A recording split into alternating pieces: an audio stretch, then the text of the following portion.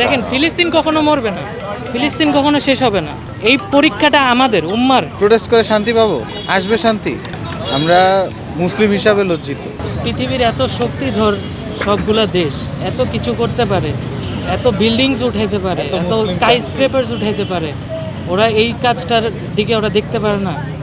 পাশের বর্ডারের দেশগুলো কি করতেছিল এতদিন ধরে? সৌদি আরব এই যে পুরা মুসলিম উম্মার যে ইয়াটা নিয়ে রাখছে, দুইটা হারাম সামলায় রাখতে পারতেছে, আমাদের হজের টাকা দিয়ে গুলাই তো, ওই টাকা দিয়ে তো এই দিকেও করতে পারতো।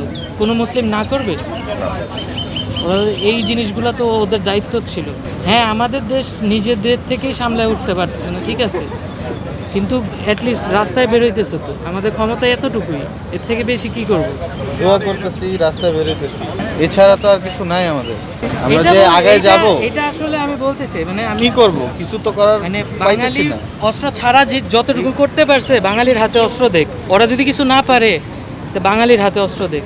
গত 70 বছর ধরে হইতেছে, আমরা 1 বছর ধরে অ্যাক্টিভ। দেখেন, ফিলিস্তিন কখনো মরবে না, ফিলিস্তিন কখনো শেষ হবে না। এই পরীক্ষাটা আমাদের উম্মার, এই পরীক্ষাটা ফিলিস্তিনিদের জন্য।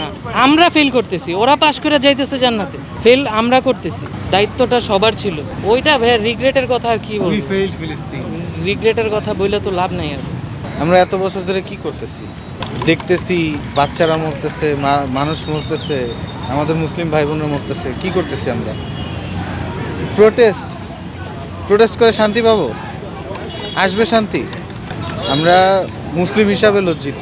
আসলে আপনারা জানেন যে ইসরায়েলে যে বাহিনীরা বর্বরোচিত হামলা চালাচ্ছে আমাদের ফিলিস্তিনি ভাই বোনদের ওপর, সেই ফিলিস্তিনি ভাই বোনদের রক্তের ওপর দিয়ে তারা আজকে আমাদের সারা পৃথিবীকে তারা রক্তে রঞ্জিত করছে।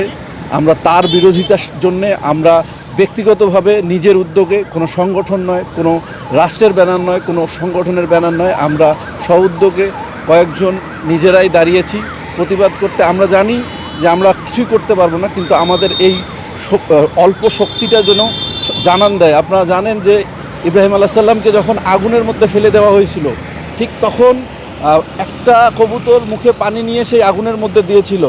আল্লাহর কাছে এটা খুব পছন্দনীয় হয়েছিল যে কবুতরের ওই পানি দিয়ে হয়তো ওই আগুনটা নিভবে না, কিন্তু কবুতরের যে প্রয়াসটা ছিল সেটাই আল্লাহর কাছে অত্যন্ত পছন্দের ছিল।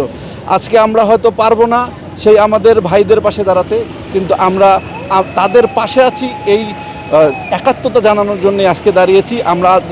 আমার কাছে মনে হয় যে আমাদের সকলের দাঁড়ানো উচিত, এবং আল্লাহ যদি সুযোগ দেয় আমরা সকলেই সেই জিহাদে অংশগ্রহণ করবো ইনশাআল্লাহ।